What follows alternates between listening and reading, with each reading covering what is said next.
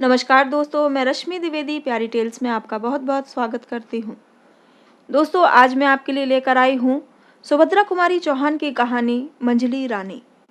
कहानी आपको पसंद आए तो कृपया वीडियो को लाइक कर दीजिएगा, चैनल को सब्सक्राइब ज़रूर कर लीजिएगा। तो शुरू करते हैं आज की कहानी मंझली रानी।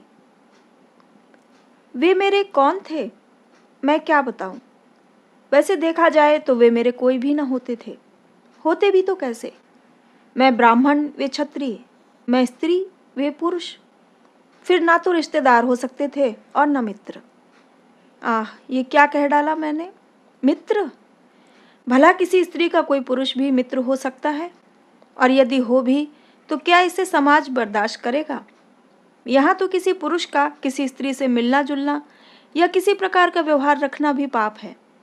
और यदि कोई स्त्री किसी पुरुष से किसी प्रकार का व्यवहार रखती है, प्रेम से बातचीत करती है, तो वह स्त्री भ्रष्टा है, चरित्रहीना है। नहीं तो परपुरुष से मिलने जुलने का और मतलब ही क्या हो सकता है। खैर, न मुझे समाज से कुछ लेना देना है, न समाज से कुछ सरोकार। समाज ने तो मुझे दूध की मक्खी की तरह निकाल कर दूर फेंक दिया है। फिर मैं ही क्यों समाज की परवाह करूं। मेरे माता पिता साधारण स्थिति के आदमी थे। परिवार में माता पिता के अतिरिक्त मुझसे बड़े मेरे 3 भाई और थे। मैं सबसे छोटी थी। छोटी होने के कारण घर में मेरा लालन पालन बड़े लाड़ प्यार में हुआ था। मेरे 2 भाई बनारस हिंदू यूनिवर्सिटी में पढ़ते थे और दोनों से छोटा राजन मैट्रिक में पढ़ रहा था। मेरे पिताजी संस्कृत के पूरे पंडित थे और पुरानी रूढ़ियों के कट्टर पक्षपाती। यहाँ तक कि मेरा विवाह 9 साल की ही उम्र में करके गौरीदान के अक्षय पुण्य के भागी बनना चाहते थे।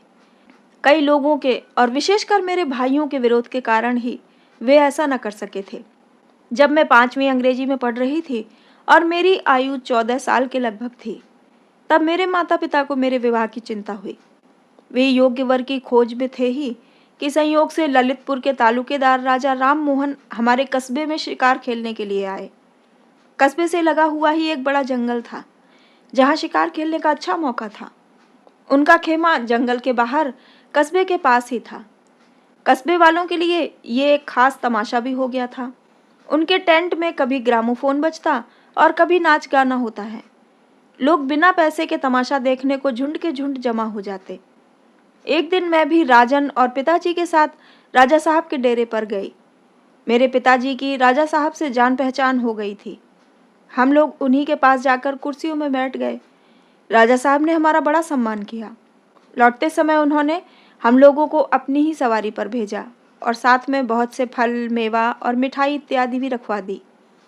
कस्बे की कई लड़कियां और लड़कों ने मुझे राजा साहब की सवारी पर लौटते हुए उत्सुक नेत्रों से देखा, किंतु उस सवारी पर बैठकर मैं अनुभव कर रही थी जैसे मैं भी कहीं की रानी हूँ, और मैंने उनकी ओर आंख उठाकर भी न देखा।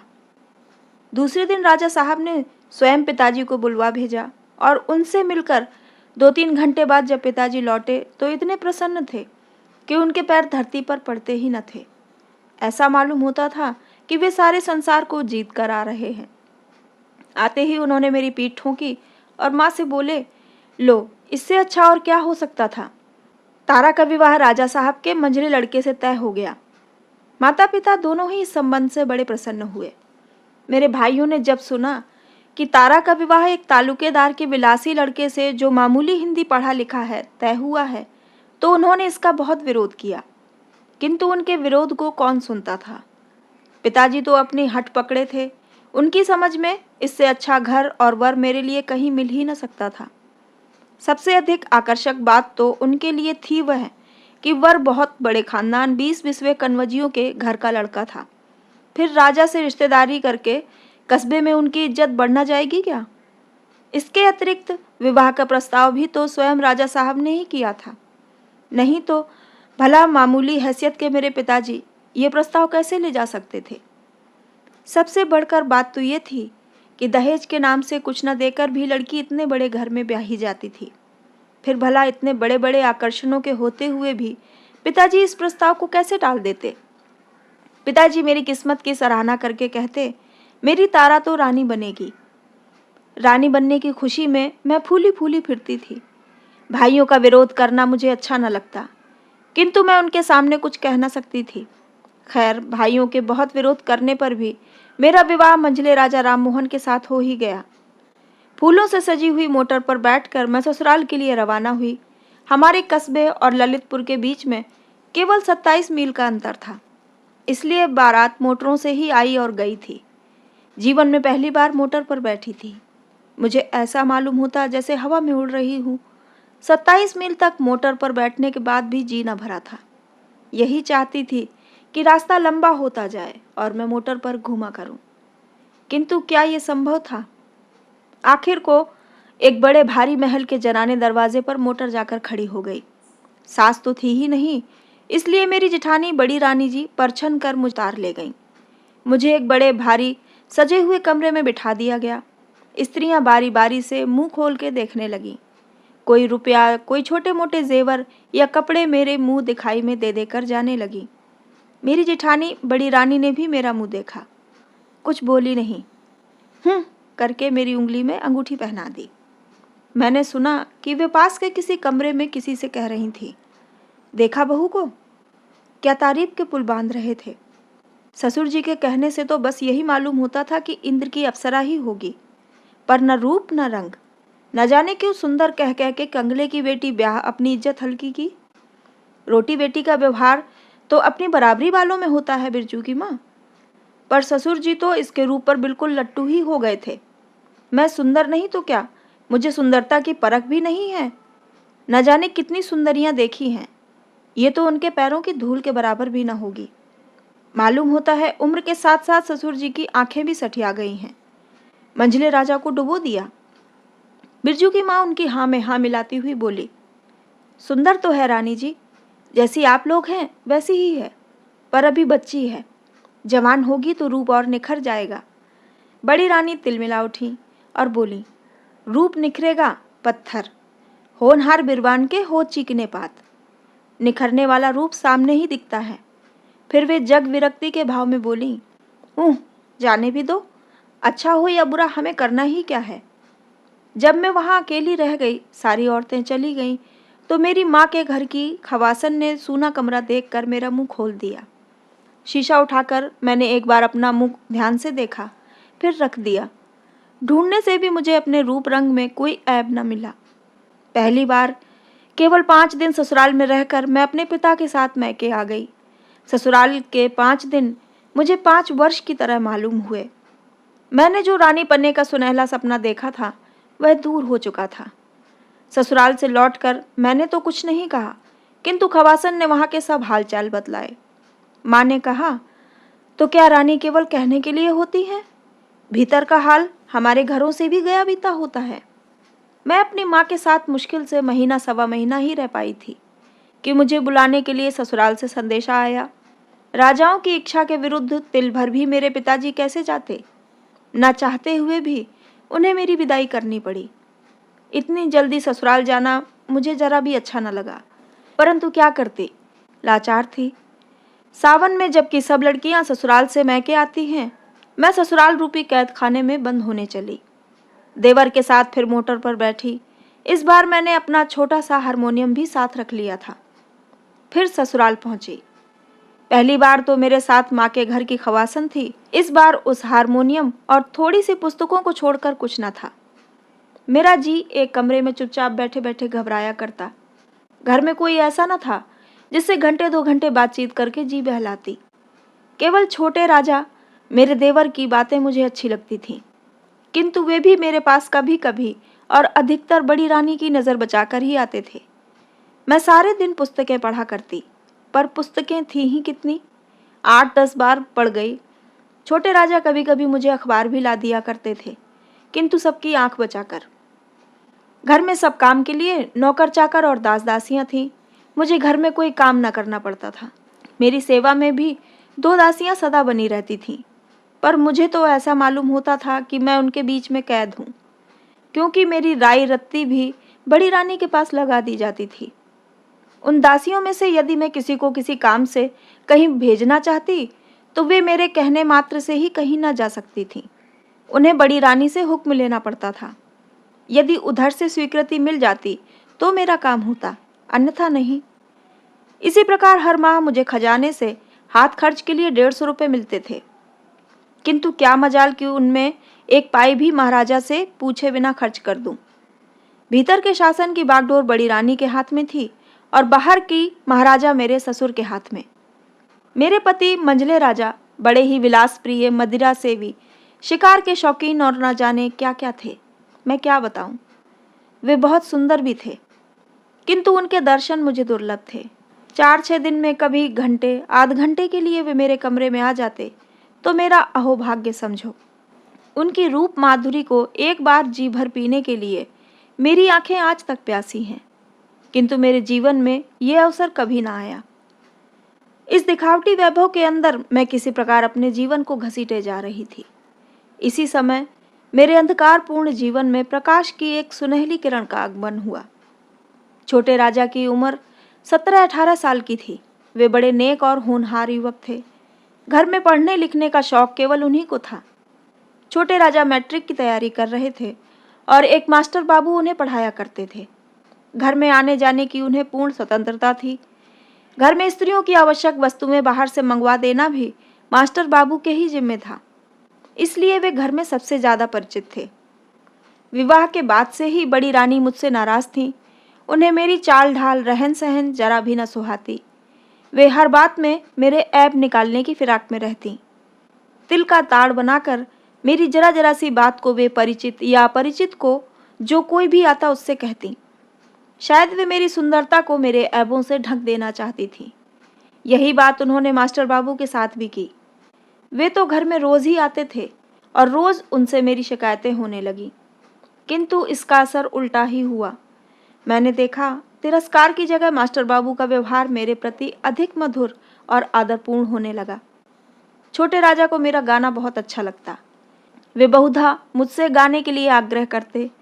मुझे तो अब गाने बजाने की ओर कोई विशेष रुचि रह नहीं गई थी, किंतु छोटे राजा के आग्रह से मैं अब भी कभी कभी गा दिया करती थी।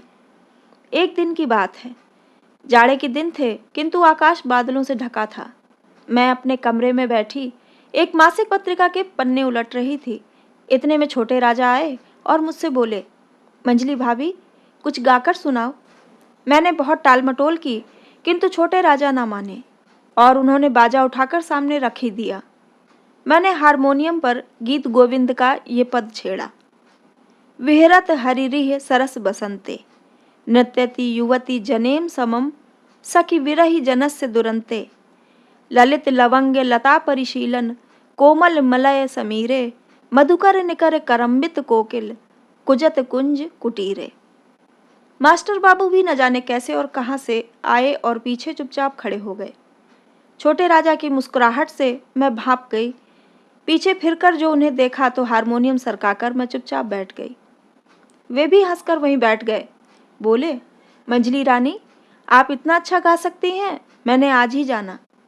छोटे राजा, अच्छा ना गाती होती तो क्या मैं मूर्ख था जो इनके गाने के पीछे अपना समय नष्ट करता। इधर ये बातें हो ही रही थी कि दूसरी तरफ से पैर पटकती हुई बड़ी रानी कमरे में आई। क्रोध से बोली, ये घर तो अब भले आदमी का घर कहने लायक रह ही नहीं गया है। लाज शर्म तो सब जैसे धोखे पी ली हो। बाप रे बाप, हद हो गई। जैसे हल्के घर की है वैसी ही हल्की बातें यहाँ भी करती है। पास पड़ोस वाले सुनते होंगे तो क्या कहते होंगे, यही ना कि मंझले राजा की रानी रंडियों की तरह गा रही है। बाबा, इस कुल में ऐसा कभी नहीं हुआ। कुल को तो न लजवाओ देवी। बाप के घर जाना तो भीतर क्या, चाहे सड़क पर गाती फिरना, किंतु यहाँ ये सब न होने पाएगा। तुम्हें क्या, घर के भीतर बैठी बैठी चाहे जो कुछ करो, वहाँ आदमियों की तो नाक कटती है। एक सांस में इतनी सब बातें कह के बड़ी रानी चली गई। मैंने सोचा, शराब पीकर रंडियों की बाह में बाह डालकर टहलने में नाक नहीं कटती, गरीबों पर मनमाने जुल्म करने पर नाक नहीं कटती। नाक कटती है मेरे गाने से। सो अब मैं बाजे को कभी हाथ ही न लगाऊंगी। उस दिन से मैंने फिर बाजे को कभी नहीं छुआ और न छोटे राजा ने ही कभी मुझसे गाने का आग्रह किया। यदि वे आग्रह करते तब भी मुझ में बाजा छूने का साहस न था। इस घटना के कई दिन बाद एक दिन मास्टर बाबू छोटे राजा को पढ़ाकर ऊपर से नीचे उतर रहे थे और मैं नीचे से ऊपर जा रही थी। आखिरी सीढ़ी पर ही मेरी उनसे भेंट हो गई। वे ठिठक गए। बोले, कैसी हो मंजली रानी? जीती हूँ। खुश रहा करो। इस प्रकार रहने से आखिर कुछ लाभ? जी को कैसे समझाऊं मास्टर बाबू? अच्छी अच्छी पुस्तकें पढ़ा करो, उनसे अच्छा साथी संसार में तुम्हें कोई न मिलेगा। पर मैं अच्छी अच्छी पुस्तकें लाऊं कहाँ से? लाने का जिम्मा मेरा। यदि आप अच्छी पुस्तकें ला दिया करें तो इससे अच्छी और बात ही क्या हो सकती है? ये कौन बड़ी बात है मंजली रानी, मेरे पास बहुत सी पुस्तकें रखी हैं, उनमें से कुछ मैं तुम्हें ला दूंगा। इस कृपा के लिए उन्हें धन्यवाद देती हुई मैं ऊपर चली और वे बाहर चले गए। मैंने ऊपर आंख उठाकर देखा तो बड़ी रानी खड़ी हुई तीव्र दृष्टि से मेरी ओर देख रही थी। मैं कुछ भी न बोलकर नीची निगाह किए हुए अपने कमरे में चली गई। दूसरे दिन मास्टर बाबू समय से कुछ पहले ही आए। उनके हाथ में कुछ पुस्तकें थीं। वे छोटे राजा के कमरे में न जाकर सीधे मेरे कमरे में आए और बाहर से ही आवाज़ दी, किंतु दोनों दासियों में से इस समय एक भी हाजिर न थी। इसलिए मैंने ही उनसे कहा, आइए मास्टर बाबू। वे आकर बैठ गए। किताबों और लेखक के नाम बतलाकर वे मुझे किताबें देने लगे। ये महात्मा गांधी की आत्मकथा के दोनों भाग हैं। ये हैं बाबू प्रेमचंद जी की रंगभूमि, इसके भी 2 भाग हैं। ये मैथिली बाबू का साकेत और यह पंत जी का पल्लव। इसके अतिरिक्त और भी बहुत सी पुस्तकें हैं। इन्हें तुम पढ़ लोगी तब मैं तुम्हें और ला दूंगा। इसके बाद वे साकेत उठाकर उर्मिला के लक्ष्मण की विदा का जो सुंदर चित्र मैथिली बाबू ने अंकित किया है मुझे पढ़कर सुनाने लगे। इतने ही में मुझे वहाँ बड़ी रानी की झलक दिख पड़ी और उसके साथ मेरे कमरे के दोनों दरवाजे फटाफट बंद हो गए। मास्टर बाबू ने एक बार मेरी तरफ फिर दरवाजे की तरफ देखा। फिर वे बोले, भाई ये दरवाज़ा किसने बंद कर दिया है? खोल दो। जब कोई भी उत्तर न मिला तो मुझे क्रोध आ गया। मैंने तीव्र स्वर में कहा, ये दरवाज़ा किसने बंद किया है? खोलो, क्या मालूम नहीं है कि हम लोग भीतर बैठे हैं? बड़ी रानी की कर्कश आवाज़ सुनाई दी, ठहरो, अभी खोल दिया जाएगा। तुम लोग भीतर हो यही दिखाने के लिए तो दरवाज़ा बंद किया है, पर देखने वाले भी तो ज़रा आ जाएं। ये नारकी लीला अब ज़्यादा दिन न चलेगी। नारकी लीला? मेरा माथा ठनका। हे भगवान, क्या पुस्तक पढ़ना भी नारकी लीला है? इस प्रकार लगभग 15 मिनट हम लोग बंद रहे। गुस्से में मास्टर बाबू का चेहरा लाल हो रहा था। उधर बाहर बड़े राजा, मंझले राजा और महाराजा जी की आवाज़ मुझे सुनाई दी और उसके साथ ही कमरे का दरवाज़ा खुला। बड़ी रानी बोली, मेरी बातों पर तो कोई विश्वास ही नहीं करता था। अब अपनी अपनी आंखों से देखो, आंखें धोखा तो नहीं खा रही हैं। आज तक मैंने मंझले राजा की विलासी मूर्ति देखी थी, आज मैंने उनका रुद्र रूप भी देखा। क्रोध से पैर पटकते हुए वे बोले, किरण कुमार, इस कमरे में तुम किसके हुक्म से आए? मास्टर बाबू भी उसी स्वर में बोले, मुझे किस कमरे में जाने का हुक्म नहीं है। बड़े राजा, मास्टर बाबू, अब यहाँ से चले जाओ, इसी में तुम्हारी कुशल है। मास्टर साहब, मुझे ऐसी कुशल नहीं चाहिए। मैं पापी नहीं हूँ जो कायर की तरह भाग जाऊँगा। जाने से पहले मैं आपको बतला देना चाहता हूँ कि मैं और मंजली रानी दोनों ही पवित्र और निर्दोष हैं।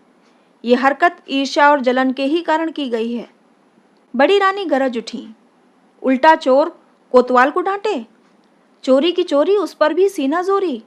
मैं ईर्ष्या करूँगी तुमसे? तुम हो किस खेत की मूली? मैं तुम्हें समझती क्या हूँ? तुम हो एक अदना से नौकर और ये है कल की छोकरी, सो भी किसी रईस के घर की नहीं। ईर्ष्या तो उससे की जाती है जो अपनी बराबरी का हो। फिर बड़े राजा की तरफ मुड़कर बोली, तुम इसे ठोकर मार के निकलवा क्यों नहीं देते? तुम्हारे सामने ही खड़ा खड़ा जबान लड़ा रहा है और तुम सुन रहे हो। पहले ही कहा था कि नौकर चाकर को ज्यादा मुंह न लगाया करो। महाराज बड़े गुस्से से बोले, किरण कुमार चले जाओ।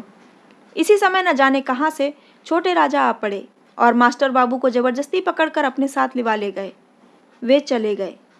मुझ पर क्या बीती होगी कहने की आवश्यकता नहीं, समझ लेने की बात है। नतीजा सबका ये हुआ कि उसी दिन एक चिट्ठी के साथ सदा के लिए मैं विदा कर दी गई। एक इक्के पर बैठाल कर चपरासी मुझे माँ के घर पहुँचाने गया। चिट्ठी मेरे पिताजी के नाम थी, जिसमें लिखा था कि आपकी पुत्री भ्रष्टा है, इसने हमारे कुल में दाग लगा दिया है, इसके लिए अब हमारे घर में जगह नहीं है। बात की बात में सारे मोहल्ले भर में मेरे भ्रष्टाचरण की बात फैल गई। यहाँ तक कि मेरे पिता के घर पहुँचने से पहले ही ये बात पिताजी के घर तक भी पहुँच गई थी। जब मैं पिताजी के घर पहुँची शाम हो चुकी थी। इस बीच माताजी का देहांत हो चुका था। भाई भी तीनों कॉलेज में थे। घर पर मुझे केवल पिताजी मिले। उन्होंने मुझे अंदर न जाने दिया, बाहर दालान में ही बैठाला। चिट्ठी पढ़ने के बाद वे तड़प उठे। बोले, जब ये भ्रष्ट हो चुकी है तो इसे यहाँ क्यों लाए? रास्ते में कोई खाई खंदक न मिला जहाँ ढकेल देते? इसे मैं अपने घर रखूँगा, जाए कहीं भी मरे, मुझे क्या करना है? मैं पिताजी के पैरों पर लौट गई। रोती रोती बोली, पिताजी मैं निर्दोष हूँ। पिताजी 2 कदम पीछे हट गए और कड़क कर बोले, दूर रह चांडालिन, निर्दोष ही तू होती तो इतना ये बवंडर ही क्यों उठता? उन्हें क्या पागल कुत्ते ने काटा था जो बैठे बिठाए अपनी बदनामी करवाते? जा, जहाँ जगह मिले समा जा, मेरे घर में तेरे लिए जगह नहीं है। क्या करें, अंग्रेजी राज्य न होता तो बोटी बोटी काट के फेंक देता। इस हो हल्ला में समाज के कई ऊंची नाक वाले अगुआ और कई पास पड़ोस वाले भी जमा हो गए। सबने मेरे भ्रष्टाचरण की बात सुनी और घृणा से मुंह बिचकाया। एक बोला, नहीं भाई, अब तो ये घर में रखने लायक नहीं। जब ससुराल वालों ने ही निकाल दिया तो क्या पंडित राम भजन अपने घर रखकर जात में अपना हुक्का पानी बंद करवाएंगे? दूसरे ने पिताजी पर पानी चढ़ाया। अरे भाई, घर में रखें तो रखने दो, इनकी लड़की है, पर हम तो पंडित जी के दरवाजे पर पैर न देंगे। मैं फिर एक बार भीतर जाने के लिए दरवाजे की तरफ झुकी, किंतु पिताजी ने एक झटके के साथ मुझे दरवाजे से कई हाथ दूर फेंक दिया। कुल में दाग तो मैंने लगा ही दिया था। वे मुझे घर में रखकर क्या जात बाहर भी हो जाते। मैं दूर जा गिरी और गिरकर बेहोश हो गई। मुझे जब होश आया है, मेरे घर का दरवाज़ा बंद हो चुका था और मोहल्ले भर में सन्नाटा छाया था। केवल कभी कभी 1-2 कुत्तों के भूकने का शब्द सुनाई पड़ता था। मैं उठी, बहुत कुछ सोचने के बाद स्टेशन की तरफ चली। एक कुत्ता भूख उठा, जैसे कह रहा हो कि अब इस मोहल्ले में तुम्हारे लिए जगह नहीं है। जब मैं स्टेशन पहुंची, एक गाड़ी तैयार खड़ी थी। बिना कुछ सोचे विचारे मैं गाड़ी के जनाने डिब्बे में बैठ गई। गाड़ी कितनी देर तक चलती रही, कहाँ कहाँ खड़ी हुई, कौन कौन से स्टेशन बीच में आए, मुझे कुछ पता नहीं। किंतु सवेरे जब ट्रेन कानपुर पहुंचकर रुक गई और एक रेलवे कर्मचारी ने आकर मुझे उतरने को कहा, तो मैं जैसे चौंक सी पड़ी। मैंने देखा पूरी ट्रेन यात्रियों से खाली हो गई है। स्टेशन पर भी यात्री बहुत कम थे। ट्रेन से उतरकर मेरी समझ में ही ना आता था कि कहाँ जाऊं। कल इस समय तक जो एक महल की रानी थी, आज उसके खड़े होने के लिए भी स्थान न था। बहुत देर बाद मुझे एकाएक ख्याल आया कि सत्याग्रह संग्राम तो छिड़ा ही हुआ है, क्यों न मैं भी चलकर स्वयं सेविका बन जाऊं और देश सेवा में जीवन बिता दूं। पूछती हुई मैं किसी प्रकार कांग्रेस दफ्तर पहुंची। वहां पर 2-3 व्यक्ति बैठे थे। उन्होंने मुझे पूछा कि मेरे पास किसी कांग्रेस कमेटी का प्रमाण पत्र है। मैंने कहा नहीं, तो उन्होंने मुझे स्वयं सेविका बनाने से इनकार कर दिया। इसके बाद मैं इसी प्रकार कई संस्थाओं और सुधारकों के दरवाजे दरवाजे भटकी, किंतु मुझे कहीं भी आश्रय न मिला। विवश होकर मैं भूखी प्यासी चल पड़ी, किंतु जाती कहाँ। थककर एक पेड़ के नीचे बैठ गई। मैंने अपनी अवस्था पर विचार किया। मैं आज रानी से पद की भिखारिन हो चुकी थी। मेरे सामने अब भिक्षावृत्ति को छोड़कर दूसरा उपाय ही क्या था। इसी समय न जाने कहाँ से एक भिखारिन बुढ़िया भी उसी पेड़ के नीचे कई छोटी छोटी पोटलियां लिए हुए आकर बैठ गई। बड़े इत्मीनान के साथ अपने दिन भर के मांगे हुए आटे, दाल, चावल को अपने चीथड़े में अच्छी तरह बांधकर बुढ़िया ने मेरी तरफ देखा। मैंने भी उसकी ओर देखा। दुख में भी एक प्रकार का आकर्षण होता है, जिसने क्षण भर में ही हम दोनों को एक कर दिया। भिखारिन बहुत बूढ़ी थी, उसे आंख से कम दिख पड़ता था। भिक्षावृत्ति करने के लिए अब उसे किसी साथी या सहारे की जरूरत थी। मैं उसी के साथ रहने लगी। कई बार मैंने आत्महत्या करनी चाहिए, किंतु उस समय ऐसा मालूम होता कि जैसे कोई हाथ पकड़ लेता हो। मैं आत्महत्या भी न कर सकी। लगातार 1 साल तक भिखारिन के साथ रहकर मुझे भीख मांगना न आया। आता भी कैसे? मैं बुढ़िया का हाथ पकड़कर उसे सहारा देती हुई चलती। भीख वही मांगा करती। मैं जवान थी, सुंदर थी। फटे चिथड़े और मैले कुचैले वेश में भी मैं अपना रूप न छिपा सकती। मेरा रूप ही हर जगह मेरा दुश्मन हो जाता। अपने सतीत्व की रक्षा हेतु मुझे बहुत सचेत रहना पड़ता था और इसीलिए मुझे जल्दी जल्दी स्थान बदलना पड़ता था। मेरे बदन की साड़ी फटकर तार तार हो गई थी। बदन ढकने के लिए साबित कपड़ा भी न था। प्रयाग में माघी अमावस्या के दिन बड़ा भारी मेला लगता है। बुढ़िया ने कहा, वहाँ चलने पर हमें 3-4 महीने भर खाने को मिल जाएगा और कपड़ों के लिए पैसे भी मिल जाएंगे। मैं बूढ़ी के साथ पैदल ही प्रयाग के लिए चल पड़ी। मांगते खाते कई दिनों में हम लोग प्रयाग पहुँचे। यहाँ पूरे महीने भर मेला लगा रहता है। दूर दूर से बहुत से यात्री आते हैं। हम लोग रोज़ सड़क किनारे एक कपड़ा बिछाकर बैठ जाते और दिन भर भिक्षा मांगकर शाम को एक पेड़ के नीचे अलाव जलाकर सो जाते। एक दिन इसी प्रकार शाम को जब हम दिन भर की भिक्षावृत्ति के बाद लौट रहे थे, एक बग्घी निकली जिसमें कुछ स्त्रियां थीं। बुढ़िया एक पैसे के लिए हाथ फैलाकर गाड़ी के पीछे पीछे दौड़ी। कुछ देर बाद गाड़ी के अंदर से एक पैसा फेंका गया। शाम को धुंधले प्रकाश में बुढ़िया जल्दी पैसा देख न सकी। वह पैसा देखने के लिए कुछ देर झुकी रही। उसी समय एक मोटर पीछे से और एक सामने से आ गई। बुढ़िया ने बचना चाहा, मोटर वाले ने भी बहुत बचाया, पर बुढ़िया मोटर की चपेट में आ ही गई। उसे गहरी चोट लगी और उसे बचाने की चेष्टा में मुझे भी काफ़ी चोट आई। जिस मोटर की चपेट हम लोगों को लगी थी, उस मोटर वाले ने पीछे मुड़कर देखा भी नहीं, किंतु दूसरी मोटर वाले रुक गए। उसमें से 2 व्यक्ति उतरे। मेरे मुंह से सहसा एक चीख निकल गई। कई दिनों तक लगातार बुखार के बाद जिस दिन मुझे होश आया, मैंने अपने आप को एक जनानी अस्पताल के पर्दा वार्ड के कमरे में पाया। एक खाट पर मैं पड़ी थी। मेरे पास ही दूसरी खाट पर भिखारिन मरणासन्न अवस्था में पड़ी थी। मैं खाट से उठकर बैठने लगी तो मास्टर बाबू पास ही कुर्सी पर बैठे कुछ पढ़ रहे थे। मुझे उठते देखकर पास आकर बोले, अभी आप ना उठें, बिना डॉक्टर की अनुमति के आपको खाट से उठना नहीं है। क्यों?